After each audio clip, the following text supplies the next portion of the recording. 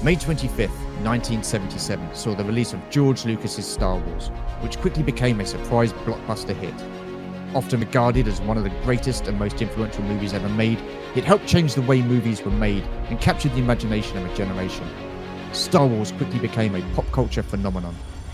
Over the course of this series, I will be joined by a number of Star Wars fans from across YouTube and the toy collecting community, as we take a look back at their earliest memories of Star Wars and find out what made Star Wars great.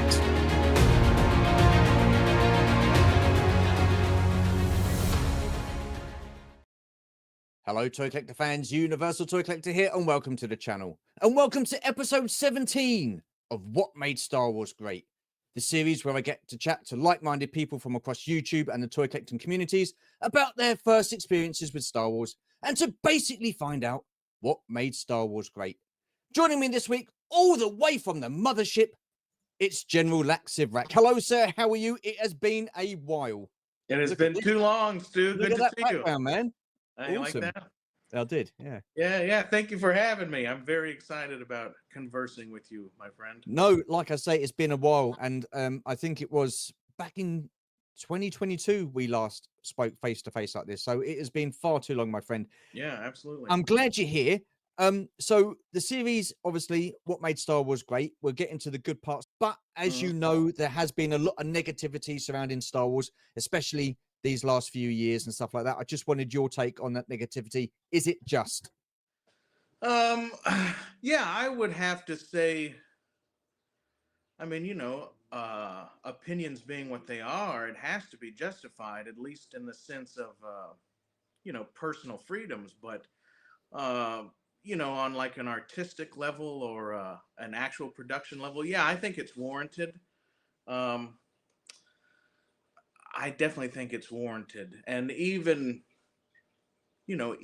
prior to the Disney acquisition of Star Wars, I mean, I remember when a lot of us disliked the changes that Lucas did in the special editions. And I was definitely part of the group that kind of shirked at the prequels, you know. And but I thought that was something, since the special editions, which was what, 96, 97. Yeah, somewhere around then, yeah. That was the time when Lucas, and there's a couple of interviews where Lucas alludes to this, but that was when Star Wars was starting to be marketed to children, where the original trilogy, the stuff we all really grew up with, whether it was in theaters or VHS or whatever it was, like you've said, it was a film that everyone could enjoy. It had that very Princess Bride, John Wayne, everybody could, mother, father, grandparents, kids, everybody could enjoy it. But I think the push to making it more adaptable to children, that's where it seems like a lot of the negativity that could be placed in a valid category. I think that's where a lot of it comes from. And it started with me with the special editions, when they took out Lap T Nick and put in that Jedi Rocks, that was just like, that was the nail in the coffin for me. And I've been loving Star Wars ever since, but so all of this new stuff, the new negativity to me is not necessarily new. But I get that. Like a continuation of the same issues. I think that's why so many of us loved Andor, because it was, we were getting back into this somewhat of an adult mindset of a story, which is going to be much more entertaining for people of our generation. Just going back to the special editions, do you feel George Lucas should have left the original trilogy as it was? The reason he did that was because he'd seen the way films had changed with the special effects, especially with Jurassic Park coming out. So he thought, okay, I'm going to go back and do what I wanted to do originally with the Star Wars Cantina and other parts of the films as well. Now, in that respect, do you think he should have left it as they were in their true format, in their original format? I've always said add if you must, but don't take away.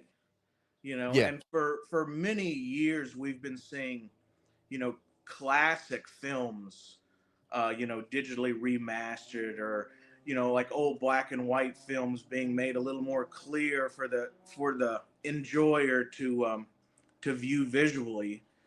I understand if you want to make the lasers brighter and you want to make the sounds louder, or if you want Yeah. to add some stuff in the background like at Cloud City and stuff. But the changing of things, like Han shooting, and of course removing Lak Sivrak, I thought that Yeah. was the biggest detriment. And you said it, Lucas said, I wanted to make them like I wanted to make them. And Yeah. there's always been the debate on how many people helped him with it, and his ex-wife and other directors who are super famous. He was in a no man's land, and he was getting a lot of advice that it appears to me now he was taking because he had less of an ego. He said, well, this guy knows what he's talking about. Let's do that. Yeah. And then to me, it seems like he had so many years, getting divorced and people saying stuff, and it could make a lesser person second guess their own worth. And then Mm. so he finally said, well, I'm going to do it the way I want to do it. And of Yeah. course, it seems to me that the way it's a good thing he didn't do it the way he wanted to, or so many of us today may not be fans like we were, Mm. like taking out Lak Sivrak. That really, from the stuff I've read and different research, he had he had a personal issue with Rick Baker. Like they've had, arguments about certain things. And when he Yeah. went to go make the special editions, he just basically removed everything that Rick Baker made. And it was much more of like, oh, this guy can go hang. Right. And Okay. so I it's didn't like, realize that. yeah, it doesn't, Yeah. a Wow. lot of it wasn't done to make it better. It was Yeah. done to satisfy Lucas's ego. And again, Yeah. if you want to put an extra dewback in the background, which didn't look that hot, but if you want to do, more lasers, more stars, Mm. well, and the background of Yeah. Cloud City, like, yeah, that's all cool because people have been doing that to film since the beginning of time, right? The Mm. digitally remastered Citizen Kane and different things like that. But to change the flow of the film, Yeah. You see, just when they come out and they were the special editions, I thought that they were gonna clean the films up, make mhm. them up to scratch with the present day way that we view things. Look at the space battle at the end of episode 4, A New Hope, the Battle of Yavin. They cleaned that up. That looked great. That looked fantastic. Look what they did with the cleaning up of The Empire Strikes Back with the Mhm. snowspeeder scenes and Hoth. They Yeah. cleaned that up. And I, to me, I think the issue I have is that some of the special effects didn't suit those films because it looked out of place. Do you get what I mean? Yeah. It I looked out totally of agree place, with that. with all the original sets and stuff like that and It creatures that was they had there. it was definitely easy to pick out a lot of Yeah, the stuff that was added because like the ATST walker on Hoth that comes digitally walking by while it's superimposed on top of an actual model. yeah, And there were things that were he might have done well to wait another 20 years to do that. Because today yeah. he might have been able to make it meld better. But yeah, a lot of the visual stuff he added, at the time, I go, oh, that was cool. That was different. Like the Death Star blowing up. And Yeah, I uh, mean, yeah, yeah, yeah, there was some good stuff, but yeah, was it necessary? No. I don't think so. I think he could have, like you said, just cleaned it up and yeah. not added, and certainly not subtracted or changed, the man, the whole Han baloney was shooting with Oh, oh, Greedo like that. oh, yeah. I mean, Well, and that's not just just gone from bad to worse. right, and not just visually, but like that changed the persona of what people, I think most people thought of Han, right? Yeah, Like Han was supposed to be this bad man. He wasn't just supposed to be a smuggler or a mouthy guy. He was supposed to be a man of action, and that's Yeah. why he, wasted Greedo. If you're going to shoot, right? What did Tuco say in Good and the Bad and the Ugly? He said, "If you're going to shoot, shoot, don't talk." And Yeah. I always took that Han Greedo scene as an homage to the bathtub scene of the Good and the Bad and the Ugly. Where Tuco Mm. shoots the guy through the tub, and he tells But him, but with but but with that scene, it contradicts himself because even in the film Solo, he shot first because he shot Tobias Beckett first because right, he was going for his gun Beckett and Solo shot him first. So right. it's kind of contradicted the Well, kind I of guy think that that he was becomes. that must have been a and I can't remember who did that movie, but whoever decided to do that, they probably are of the same mind that we are. They were original trilogy fans. Yeah. When they saw the Greedo mishap in the special editions, they said, "Well, that's not my Han," Yeah. and they retconned it to what they knew to be Han. Mm, Because yeah. without Han shooting first, it takes away that gunslinger badass feel. Yeah. Yeah. Yeah. And if you take that away from Han, well, in the rest of the movie, he is just kind of like a loudmouth. I don't even. He reminds you of some sort of wannabe. Mm, But when you see him shoot Greedo, and sorry about the mess, you go, oh yeah, this guy is yeah. like, this is the guy. But without Absolutely. that, he just is like kind of an annoying um, no load. Yeah. He Yeah. so I thought that was a huge detriment to Han Solo as a character. Yeah. Yeah. I get that. Yeah. Definitely. Definitely. Right. Okay. So let's get on with the rest of the questions then. What were your earliest memories of Star Wars? My earliest memories. I've been thinking about this for a couple days. I believe the first film I saw was Jedi. I Yeah. think that was the first one I saw on like a secondhand VHS, and it was something that I enjoyed. That was like nothing else that I enjoyed, and it was Yeah. also something that I enjoyed that other people my age at the time enjoyed, which was a completely foreign thing to me.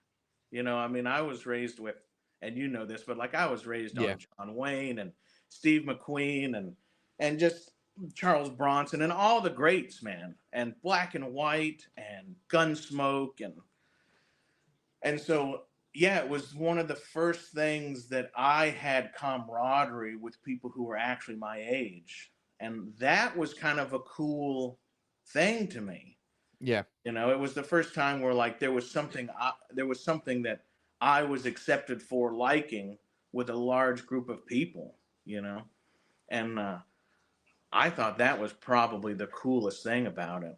What there's Mm, some commonality between me and others. Um, but it excited me and I enjoyed it. And to an extent, it was unlike anything I'd ever seen that I enjoyed. You yeah. know, um, and Up to then that being point, able. up to that point, had you heard of Star Wars? Have you heard of Star Wars Oh Empire Strikes yeah, Back? I So cannot yeah. I cannot remember a time when I didn't know Star Wars. Yeah. Because I saw it pretty young and accepted it pretty young. So there was not really a time that there was no Star Wars in my life. I Yeah. remember, this was certainly way before like the Power of the Force 2 figures, and then so Yeah. that was like the next interesting thing was to be able to because I know a lot of like older than me fans, like you were able to see the films and collect the figures kind of in the Yeah. same timeline. And for me there was a gap. And I remember thinking, man, why are there no Star Wars toys? And of course there was the originals, around in different Yeah. stuff, but I wasn't in any kind of, like my parents or people I was around, like I wouldn't even have known who you would ask, hey, do you know where to get any of those original Star Wars action figures? Like I wouldn't even known who to talk to about that. So that was the only break in Star Wars, was when all of a sudden the remastered editions and then the special editions came out and they started making the figures again, and like I thought that was so cool, you know. And Yeah. I, being that I was born in the mid 80s, you know, I missed all the OT fandom, you know. So there was that time there when, and then I remember when whatever it was, the first commercial or booklet, or seeing them in the stores, and I thought, yeah, brilliant. Why would you not have toys for this film? You Yeah. know, which Yeah. of course they did. I had just came along when they weren't really in stores anymore. You know, Yeah. so but I yeah, mean, so I mean, that's the thing, isn't it? I mean, you know, you were born pretty much after that, but you still got a buzz out of Star Wars. You still enjoyed it. It was something that you know, excited to see.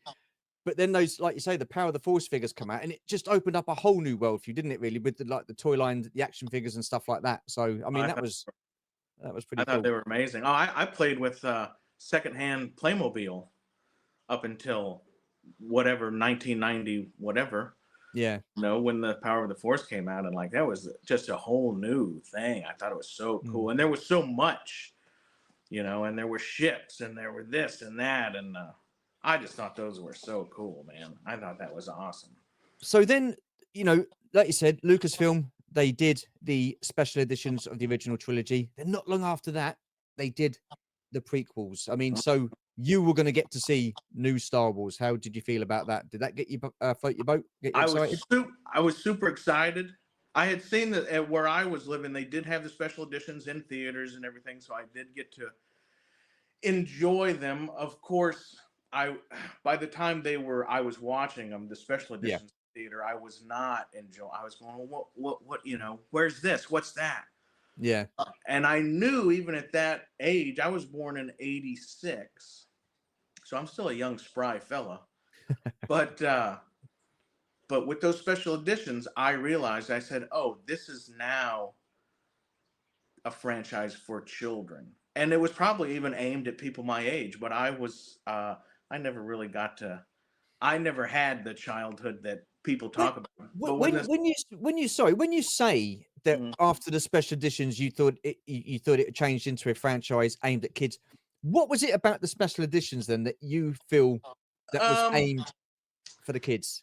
there was, you know, Han not wanting to look like a cold-blooded murderer, you Well, know, yeah, yeah, kind okay, of, yeah, yep. and then there was like some comedy things in there. I can't think of them specifically, but like, you know, Well, the there's Han and Jabba scene for one, where he goes over his yeah, tail. and Yeah, yeah, yeah, he goes over the tail, yeah, and it became unrealistic to me, you know. And then certainly by Jedi, which, you know, Empire is probably the least changed that I can remember. Of course, when I was younger, Empire was not my favorite because it was, there's, you know, a little more action, please, you know. So I still had the child yeah, mentality of, okay, there's a lot of talking, I get it, I know what's going on, this is too much explaining.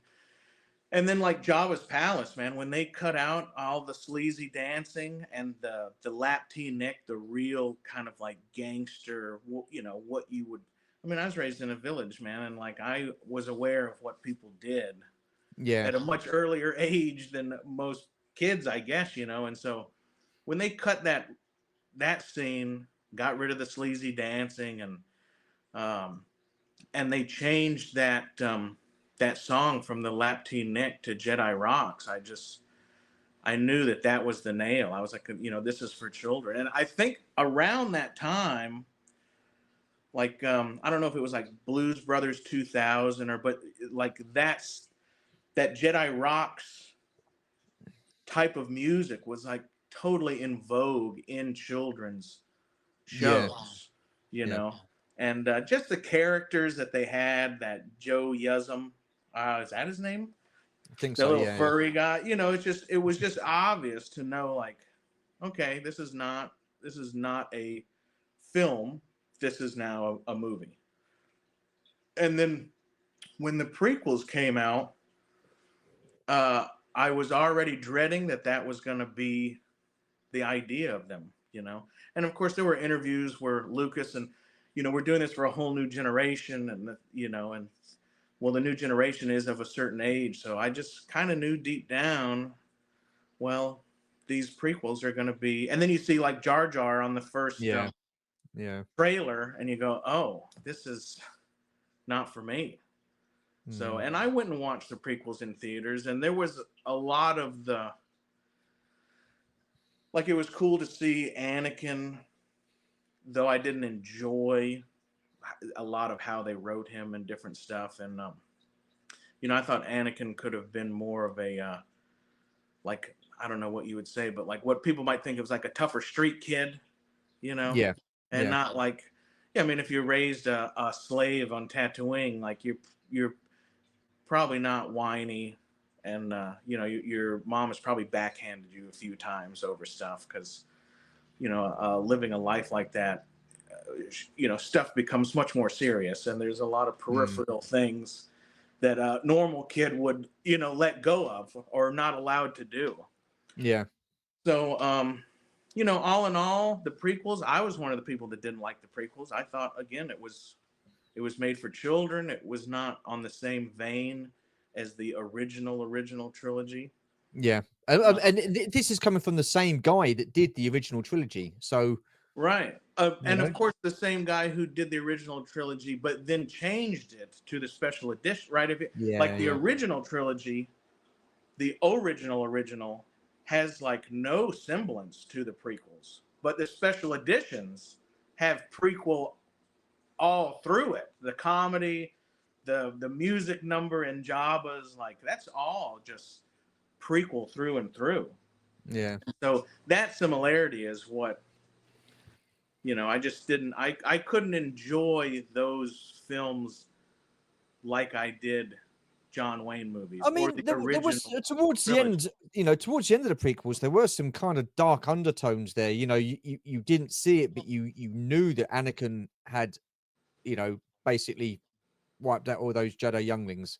You didn't Yeah. see it. You didn't have to see it. And do you know what? I think that, I'm glad we didn't see it because the thought of it is bad enough anyway. So there were kind of like some darker undertones in By you got by the especially time, towards the end of yeah, episode 3. Yeah. yeah. By the time you got to the third movie, Mm. I don't know what to do, but it's like, yeah, the gravity of the situation couldn't be expressed in too much of a childly manner. Yeah. So it was like maybe it was more of a forced thing, no pun intended. But they said, well, Anakin has to be the bad guy that you're scared Yeah. of. Because like when we saw Vader on the Tantive 4 choking the captain, like that's a scary guy. And then throughout the prequels, you see this child and an adolescent and a young adult who is in no way formidable or scary, which I thought was kind of a mistake, for him to. I know that a lot of us have talked about how seemingly quick and easy it was to turn him from the emperor turning him. Yeah. And I think maybe a lot of us felt that way because in the prequels, up until the last, whatever it is, 28 minutes of the last film, Mm. he's kind of like this sweet, goofy Annie, and then Yeah. it's like a light switch. Whereas, if they'd have showed us an Anakin who I was a little more rough around the edges, even during the pod race, it would have been a little more believable to see him turn, Yeah, I think that's you the know? way. I think that's how George Lucas wrote him, didn't he? Because he wanted him to be this wholesome kind of kid that would go out on a limb and do anything to help anybody, sort of thing. Good-hearted, kind and caring and all that sort of stuff. And I think he wanted to show that people that are like that can turn. I mean, I thought it was all too quick as well with the way he turned, but then I sit and analyze it and look back and think, my goodness me, that manipulation was there from the get-go with Palpatine. He really did pull the strings. He was manipulating him, from the moment he met him. We'll have to keep an eye on your, Oh yeah, future we'll and all have to that sort keep of an stuff. eye on you. Yeah, Exactly. yeah, So and he was that's he was true. manipulating him all the way through, and you just didn't see it because it was so subtle. It was so subtle. It was just like a little word here and a little word there, and I've got belief in you, and you're going to be this and you're going to be that. So he was building them up.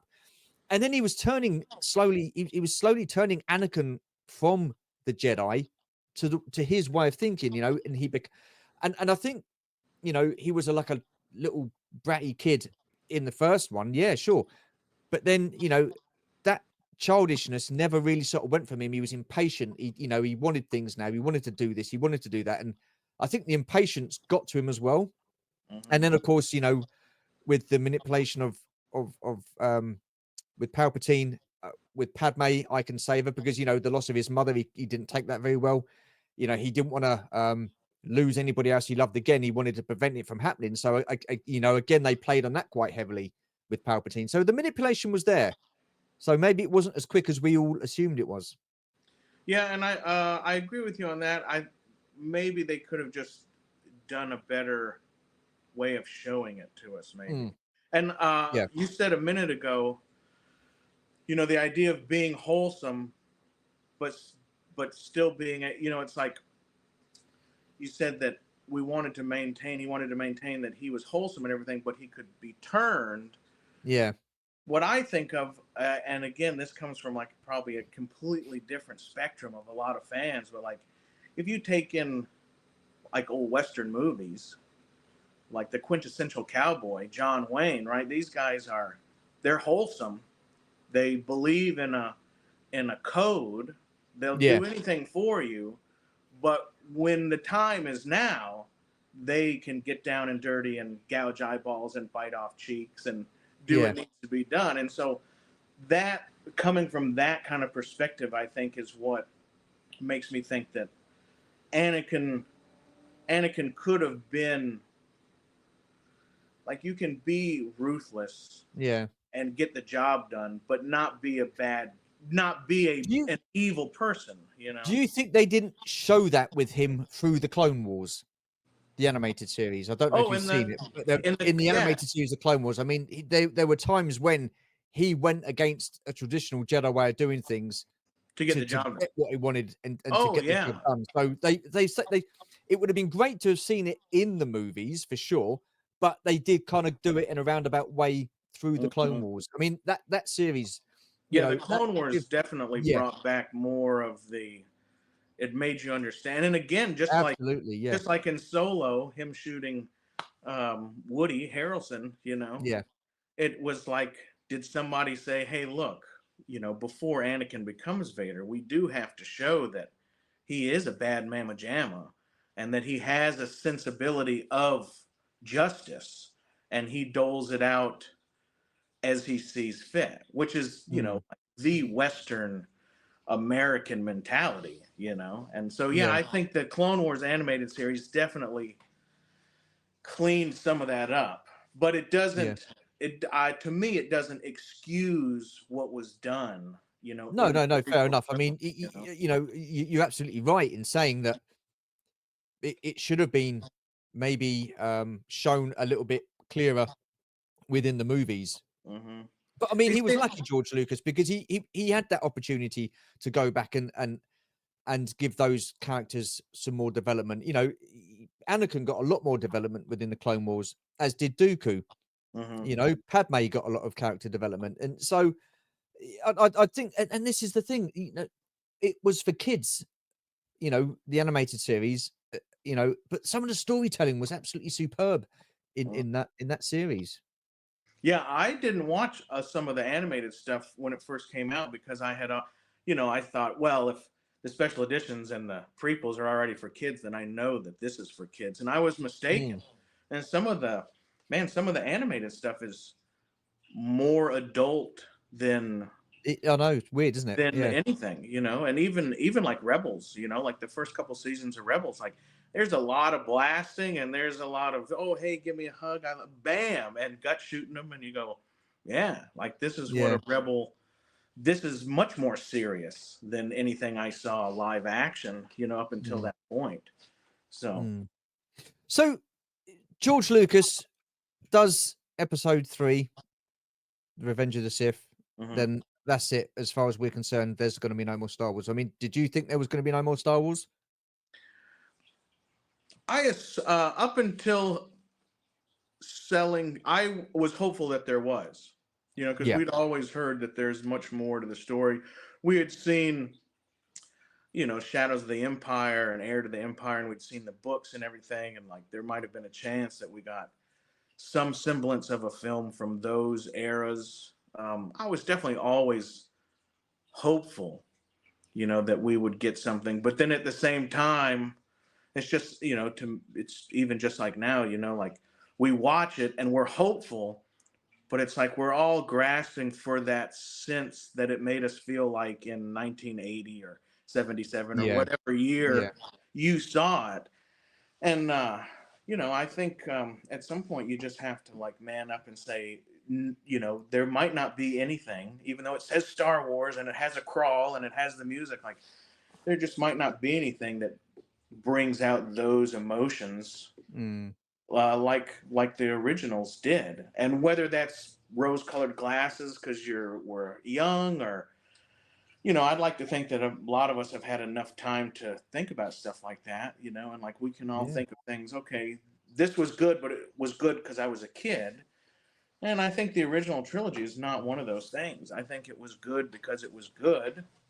And to most yeah. people, if you showed them the original trilogy today and never seen it, I think the majority of people go, "Oh, that was some pretty good stuff. I enjoyed that." Well, I mean, there's a lot of meat on the bones for the original trilogy for sure. Mm. The sequels, like I said, I've got a newfound love for them because of the Clone Wars animated series. So then you get round to not the yeah, you come round to the I the know what you meant. sequels. Hmm. Yeah. I meant the prequels, not the sequels. So you come round to the sequels, and yeah, thoughts?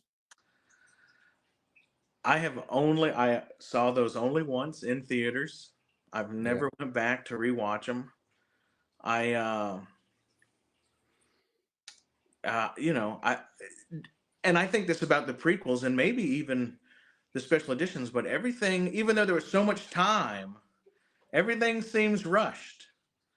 yeah, Everything seems rushed, and seeing the sequels that not only seem rushed, but we know now were definitely rushed and hodgepodged and firing these people and getting these people, and like with understanding that, even looking back, like you, everything seems rushed and in a way poorly done. And I'm only talking about the live action films at that point. yeah, But yeah, there none of it. The sequels, man, none of it made sense. It totally cut the knees out of any original trilogy fandom. There was just so much wrong with. What did Vader turn back to Anakin and throw the Emperor down the well? Why did he? What did that mean? What did Luke's journey from A New Hope to Jedi, what did any of that mean? And by the time you watch the sequels, you have to think, well, it obviously meant nothing. Or, this new group of people making this sequel trilogy, like that's what they think. It was all for naught. And that puts a yeah. sour taste in a lot of our mouths, Yeah, absolutely, yeah, and I get that because, you know, George Lucas, I mean, for all his faults, as a director, he was a fantastic storyteller. He built the foundation. The foundation was laid. It was a strong, solid foundation. So when Disney took over, you'd have thought, well, they're good at telling stories. They've been making films for years. Mhm. So would I don't understand. I mean, because Lucasfilm are pretty much responsible for this as well.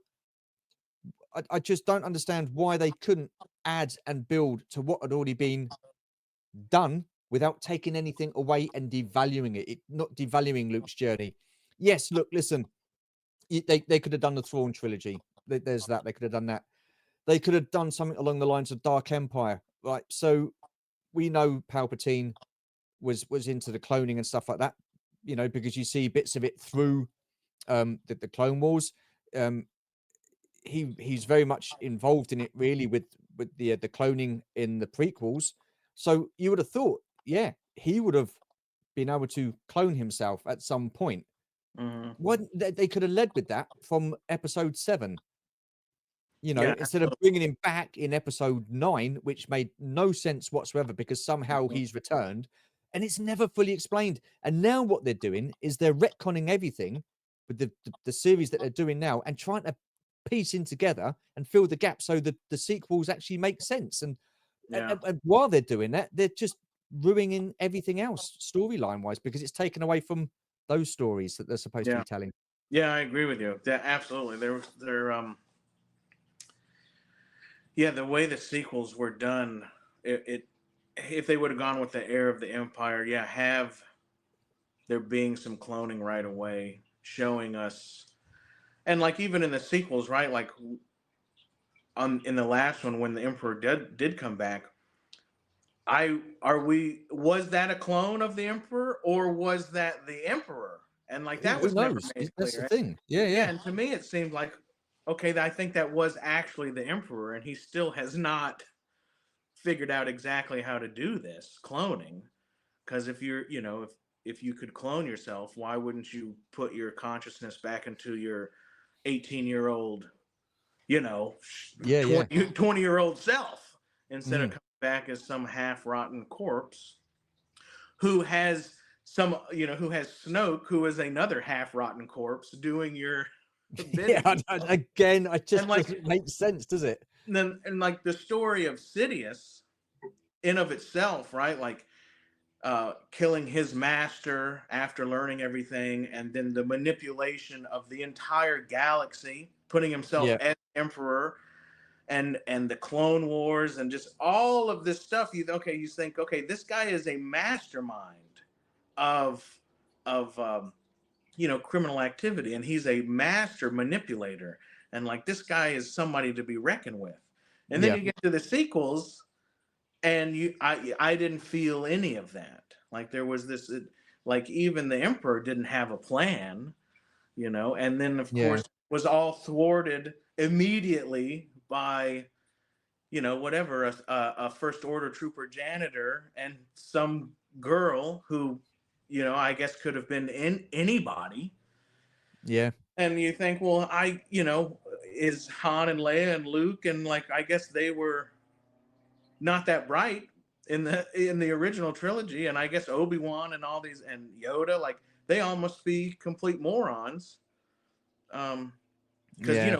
we thought the Emperor was just this amazingly cunning, evil individual, and then I didn't get any of that feeling from the sequel trilogy. It was just like, oh, Well, no, here because he I is. mean, I mean, What? Snoke in episode 7, The Force Awakens, you thought, hang on a minute, this guy's pretty cool. We want to know a little bit more about him. You get to episode 8, not even halfway through the film, he's been killed off. He's just a no one. So you just think, Mhm.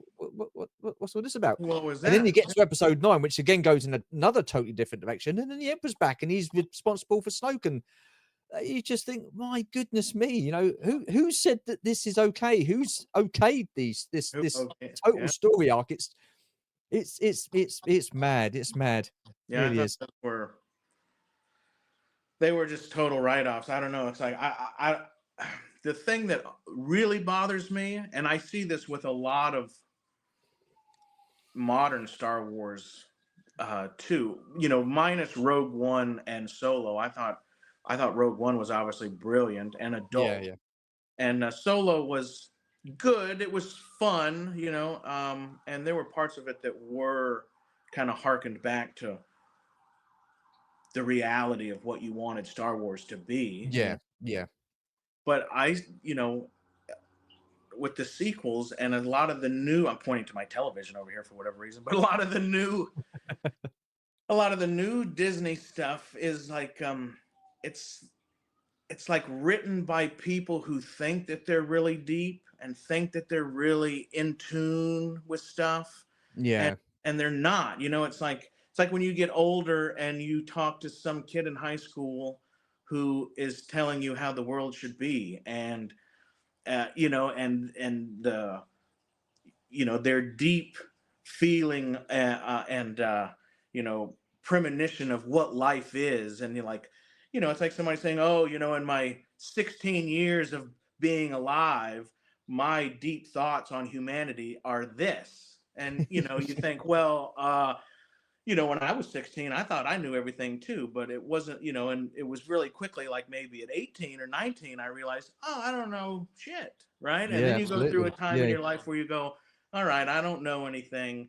Let's try to learn stuff. And then as you get older, because of past events, you can say, okay, I kind of understand where this person's coming from or whatever.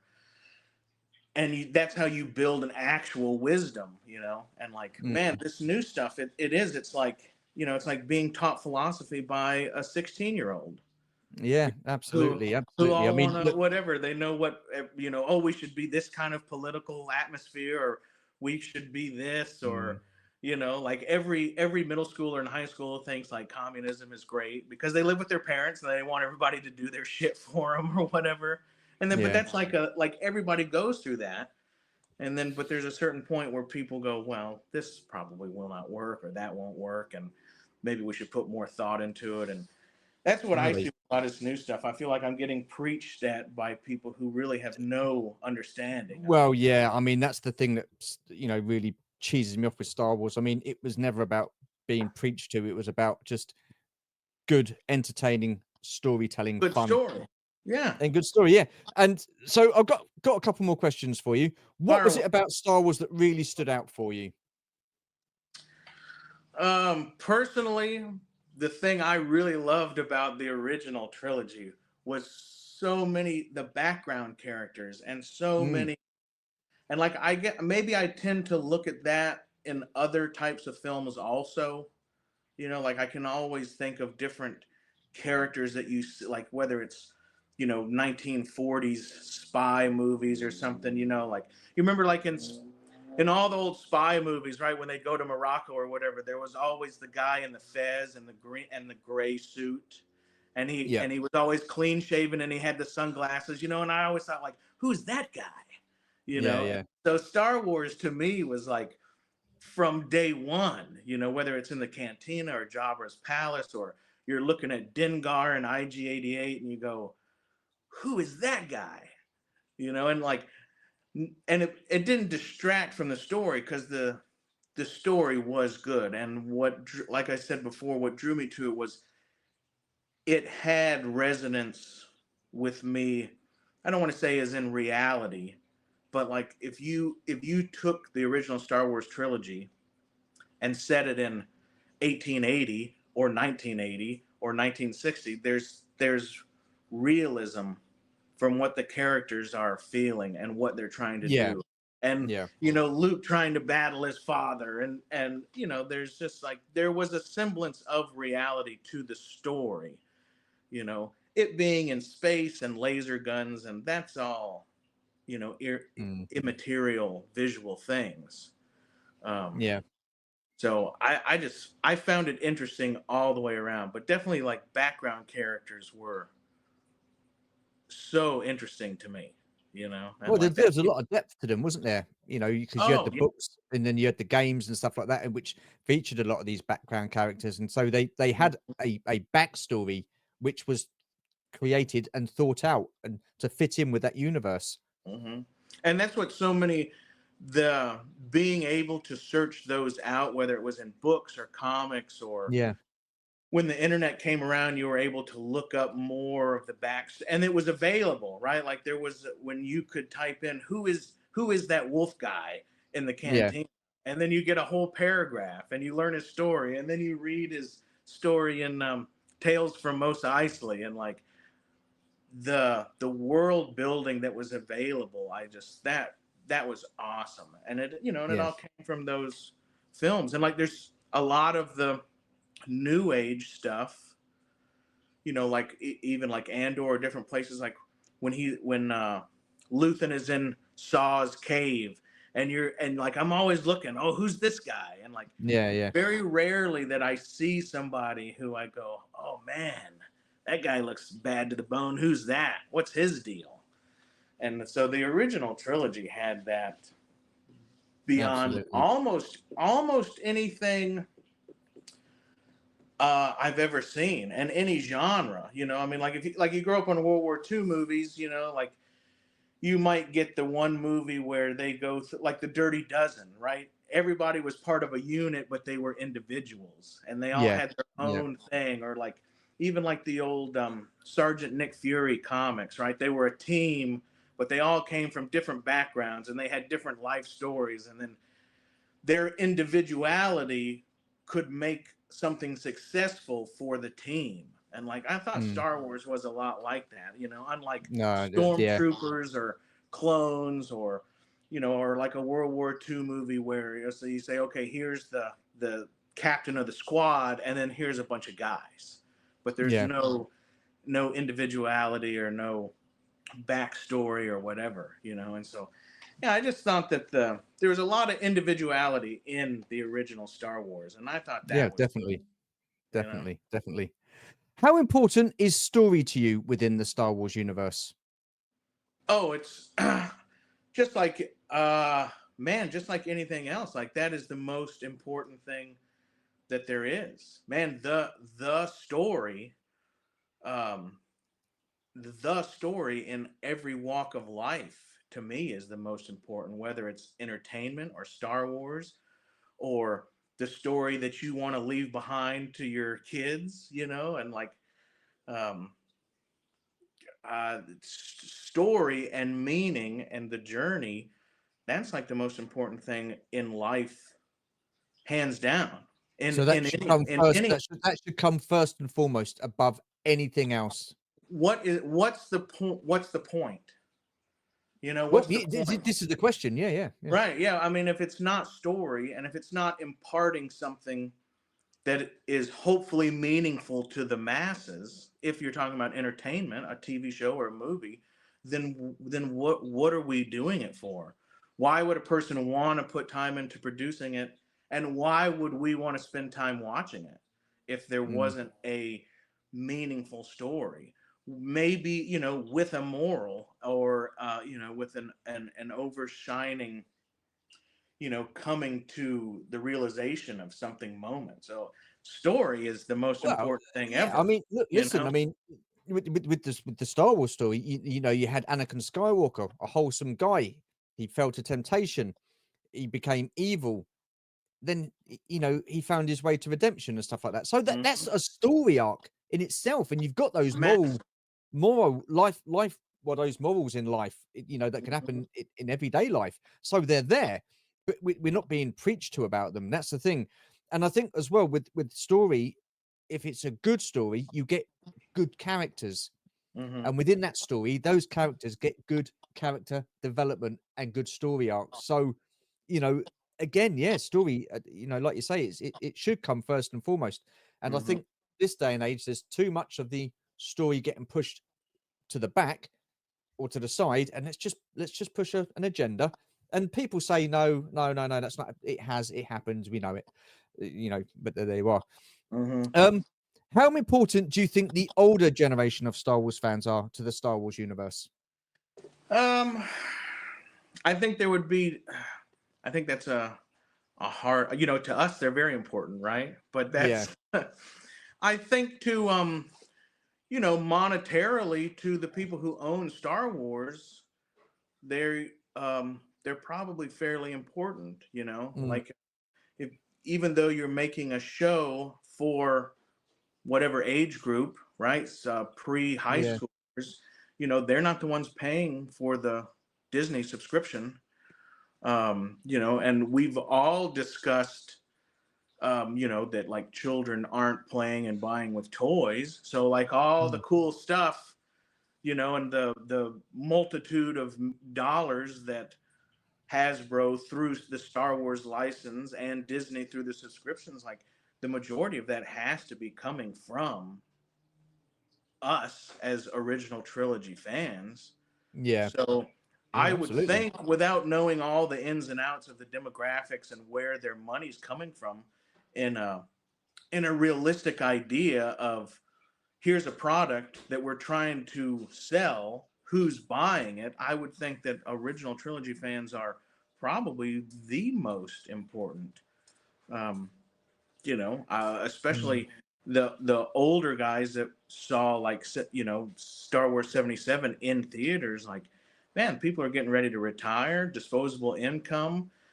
Some people collect paintings, and there's a lot of us out there who are collecting Star Wars stuff. So, mm, and without the older fans, like how many great films, maybe not too many trilogies necessarily, but like how many things have not survived as long as Star Wars, you Yeah, know?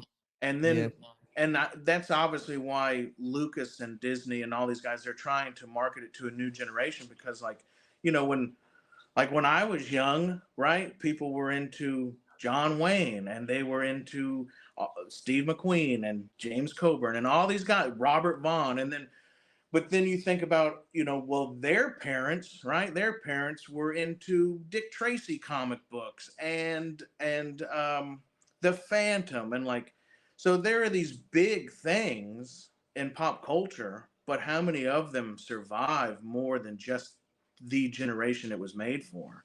Mm. And so, I, I mean, I understand that, you know, Lucasfilm Disney want to appeal to a broader spectrum and get another fandom in, or a generation of fans and stuff like that.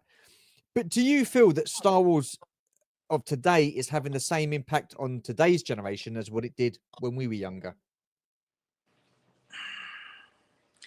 I don't, I don't believe that it is. Um, like I have two kids and we watch Star Wars and we watch a lot of stuff and like they have friends and I have nieces and nephews that are older than my kids who are part of these generations and like I don't see any of them rocking Star Wars t-shirts and Star Wars backpacks and like I don't Yeah. see young kids doing that. You could go you could go anywhere and like if anybody's wearing a Star Wars t-shirt, it's a 46-year-old dude, right? It's not, there are no kids out there Mm. uh It's representing weird, that isn't it? Because brand that I see. I was going to say I never thought of it like that. When we were kids, we had everything was Star Wars. The back of the cereal boxes were Star Wars. Your Mm-hmm, pencil case was Star Wars. Your backpack was Star Wars. Your mm-hmm. lunchbox and your flask was Everything. Star Wars. Yes. Everything was Star Wars. And stuff you buy at the store, like you said, cereal, Yeah, Dixie it, cups, McDonald's yeah. toys were Star Wars. Like T-shirts. It. everything, man. And then Yeah, like even before us, right? Like how much Hopalong Cassidy stuff is there out there? It is a lot because that was one of yeah. those brands.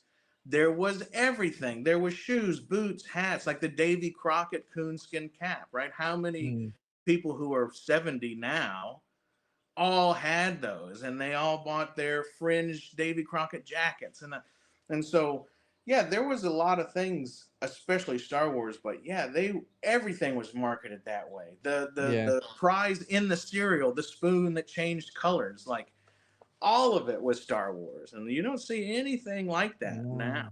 No, You see the no, and a lot of kids. I mean, look, there's a difference between sitting and watching a Star Wars TV series or watching a Star Wars film, but we lived it as kids, oh we and that's yeah the difference. That is the difference, with the toys, like you say, it's a lot of us older generation that are collecting these toys and buying these toys because are kids buying them? Are parents buying them for the kids?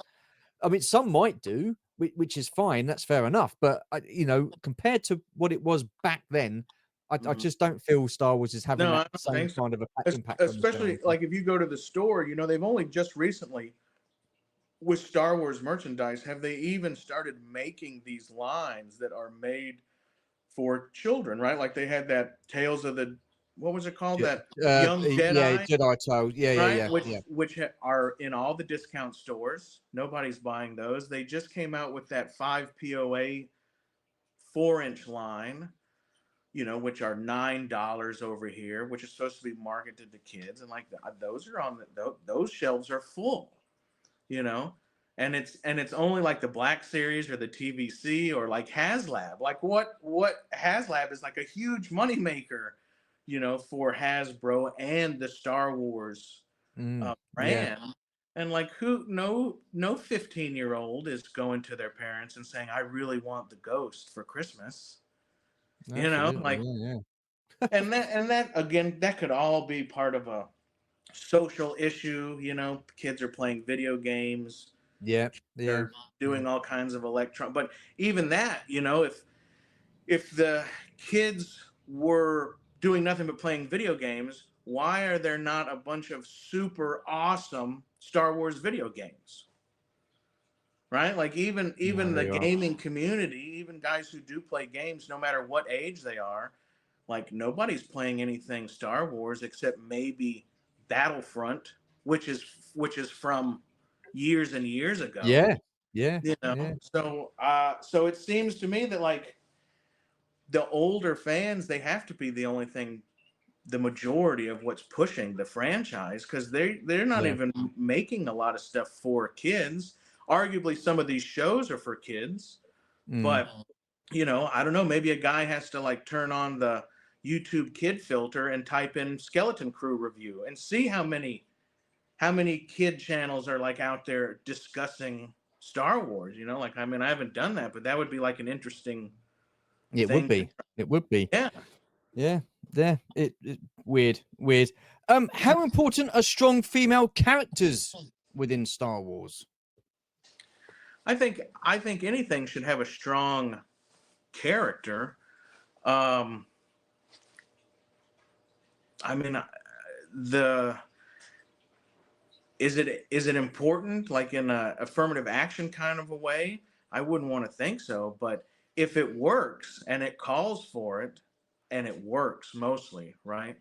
I know Palps was saying this on the last episode, but there are people out there who didn't find Princess Leia a strong female character, and like, How can you not? dude, How can you not? What? I don't. This hey, is. in the shoot, I Flyboy, like, know, man. are I you, know. someone to get this walking carpet out of my way, like. I Oh, just like Pal said, like people need to but rewatch those films, and then like the Clone Wars, um, Padme came off.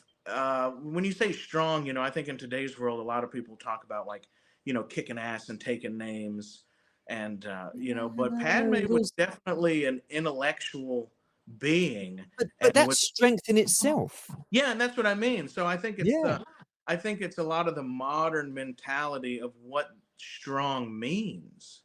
So so like people who didn't see Leia as a strong female role, they're missing the ship. They're not paying attention. And the same thing with even Padme in the prequels, and certainly yeah, like in the yeah. animated series of Clone Wars, they Mhm. really turned it up as she, whatever, she packs a gun and she can handle herself, and she'll front snap kick an alien I in the mean, sternum, and you had. I mean, you've got strong female characters within the Star Wars. You've got Bo-Katan, you've got Cara Dune, yeah, Fennec Shand, and Jen Erso.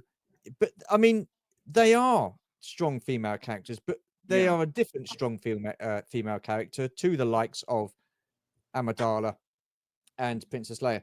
When they had to get their hands dirty, Leia and Amidala, they did. They got in with the Oh, action. They weren't scared of using a blaster. They weren't scared of getting into mm-hmm, the fight. But Amidala's battleground was the Senate. You mm-hmm, know, that was her thing.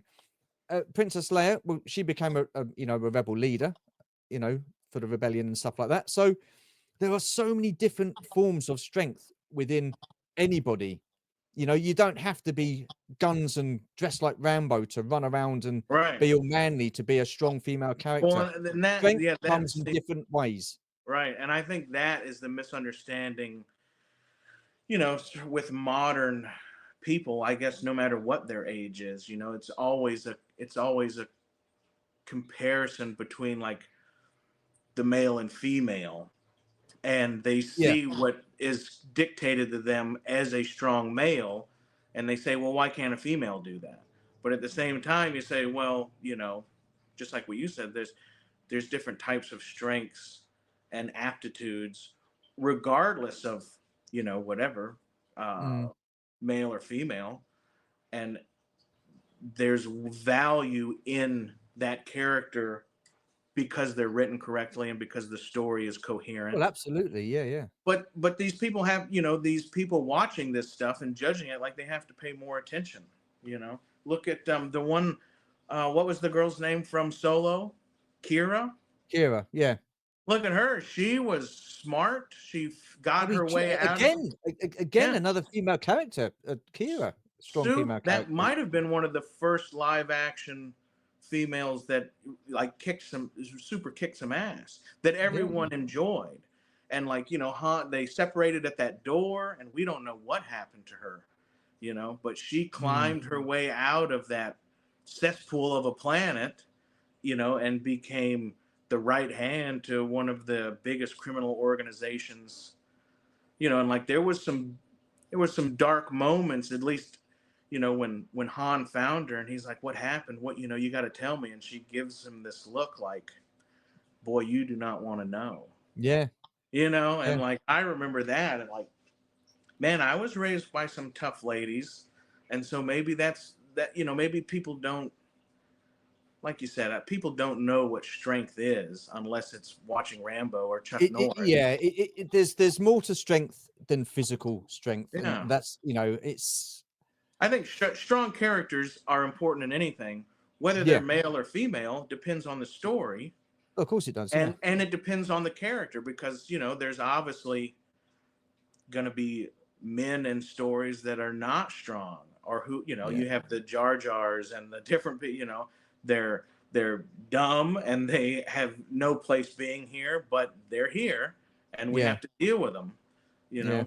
Mm. so I think there's a Yeah, lot of issues that people are having that are basically non-existent, because like I said, I've seen plenty of well, people this talk this about this is Leia. the thing. This is why I wanted to do this series, because there was a lot of, I mean, especially after the Acolyte come out, there was so much rubbish being thrown at our generation of fans. The elder toxic male, is scared of strong female character leads. No, we're not scared. We don't feel anything other than, we want strong female characters, but well written strong female characters that make Right. sense, that have a story arc. And look, I go back to saying, with the guys from the original, not the original trilogy, sorry, the sequels, there was nothing wrong with those characters as characters. They were poorly written characters. That's down to the Poorly writers. That's done. not their fault. So, Hmm. And they some can of them only, poorly acted also. Some of them well, were poorly yeah, acted. yeah. But then that's down to direction as well, isn't it? So Yeah. it's, it doesn't fall for them. Um, Two more questions. How Yeah. important is it for Star Wars to be inclusive?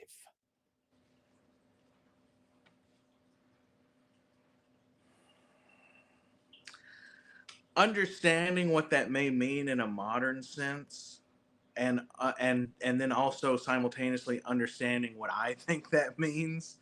Um, You so you This is about you. These are your thoughts. right, right. So Well, a guy wants to base his, a guy wants to base his beliefs on reality and or opinions, but a guy also wants to be able to, what makes a real individual is being able to say, hey, you know what, I used to think a certain way, and okay, yeah, I've yeah, discovered yeah, that maybe I was mistaken, right? yeah. And that, like, that's where part of that wisdom and stuff comes from. Inclusiveness, again, if inclusiveness, or if that's the agenda of making something, then it's probably going to fall short in all the other areas, and I Mm, think we saw that with like the Acolyte, if yeah, if you're and I mean, like, if you want to make a good propaganda film, you should even do better than that. That was one of the things with my thing about the Acolyte. We were told there's going to be all this stuff that's going to just revolutionize the way people think, and it's going to completely overpower certain groups of people and how they think, and like it didn't do any of that. So so again, and that goes back to, like, these things are written by people who think they're really smart and they think that they're really deep, and then they fall short on all accounts, yeah, right? Like, whether or not they're trying to put out a propaganda, right? And the thing about propaganda is that it works, like, that's, and we've seen that throughout history, of course. If we know yeah. history, we've seen that, and even in modern times. But when the propaganda doesn't work, then that makes a guy think, well, so what is the agenda here? Is the agenda to be contrary and to piss people off? Because we've Mm, seen how propaganda can work. yeah.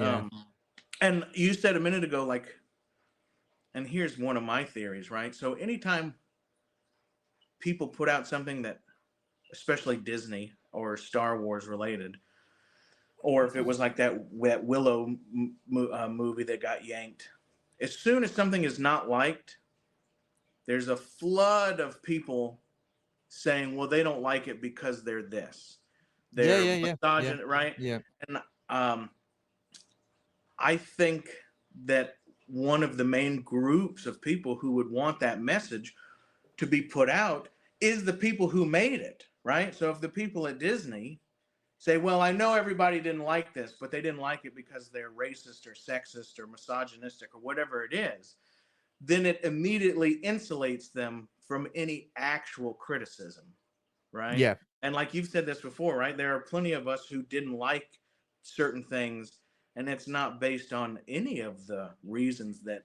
we are told why we didn't like it.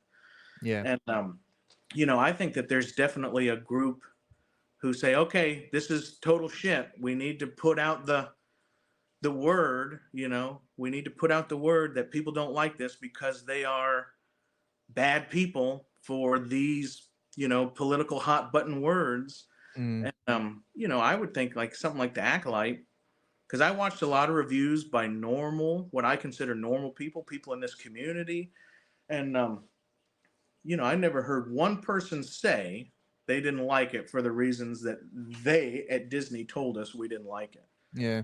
Yeah. But these larger channels are these like AP News, correspondents who are directly involved with the corporation, right? Like Legacy Media, who soundboard what the establishment wants to Yeah. be Yeah. propagandized. They're the ones saying this is the reason why you don't like it. And so some of it, I think, is their own people insulating themselves from actual criticism as it being a story or a piece of cinematic art or it having deep meaning or feeling or resonating with any kind of Mm.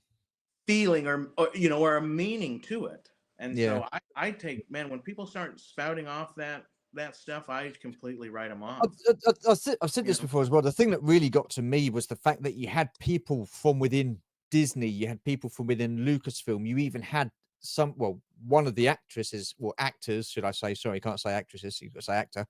Come out and say that you don't like it because you're racist and stuff like that. I've never ever in all my days heard anything like that before in Mhm. my life, where you get an actual a studio come out and slate the fans and berate the fans and stuff like that. I've never heard anything like it. And now all the dust is settled, you've got the fandom that are still arguing Mhm. about it. They've sort of like sneaked back off into the shadows and they're just carrying on doing their own thing now. You don't hear from Amanda Stenberg anymore. You don't hear from what's her name, Leslie Headland anymore. And which is so ironic because they were so vocal from the very start. And what you've got now is a fandom that are still really, really sort of like divided Mhm. by this. I mean, even more so than what it was a few years back. Um, I just, yeah, it just baffles me And to think. historically too, it makes no sense, right? Because we might be one generation after, but we're still the same group of individuals who went through, Kirk's kiss with Uhura. Yeah, Uhura, right? And yeah, in the heat of the night, they call me Mr. Tibbs. Like it's not 1960, like all of these things have been dealt with, and there's yeah, no resemblance in the real world when you go out and you talk to people and you go out about your day.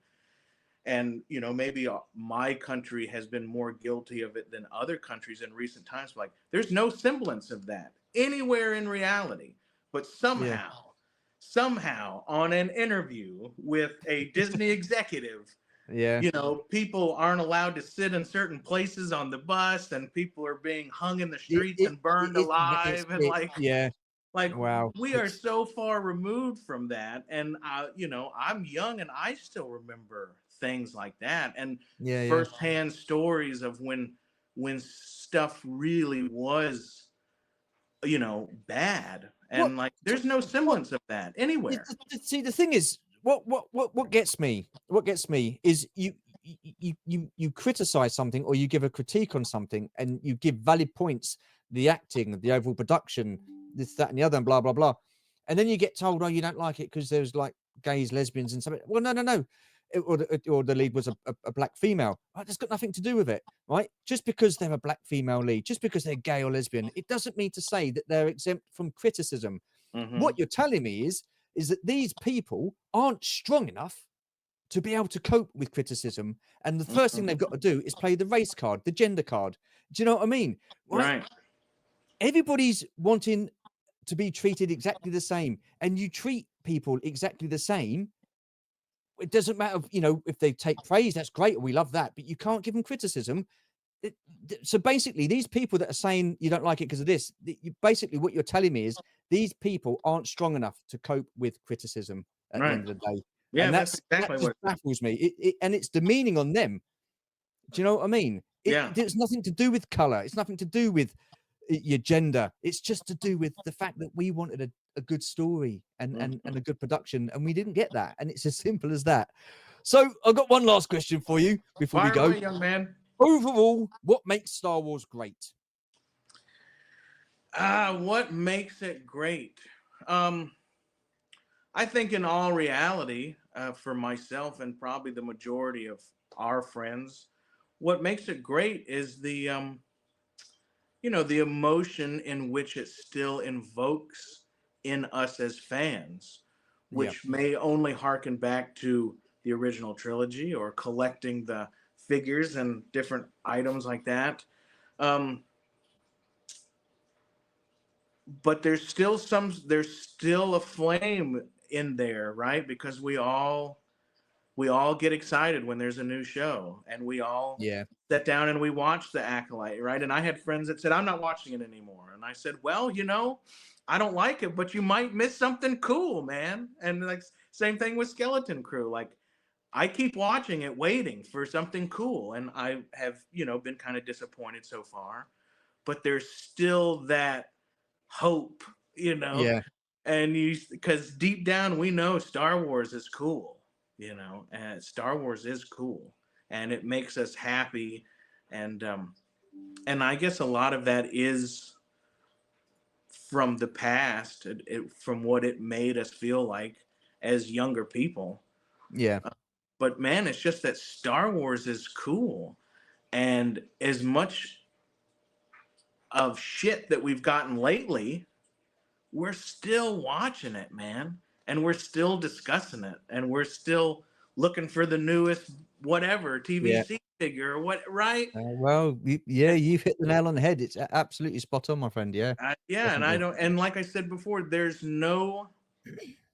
I don't think that there's any franchise really that has been that successful for as long as it has.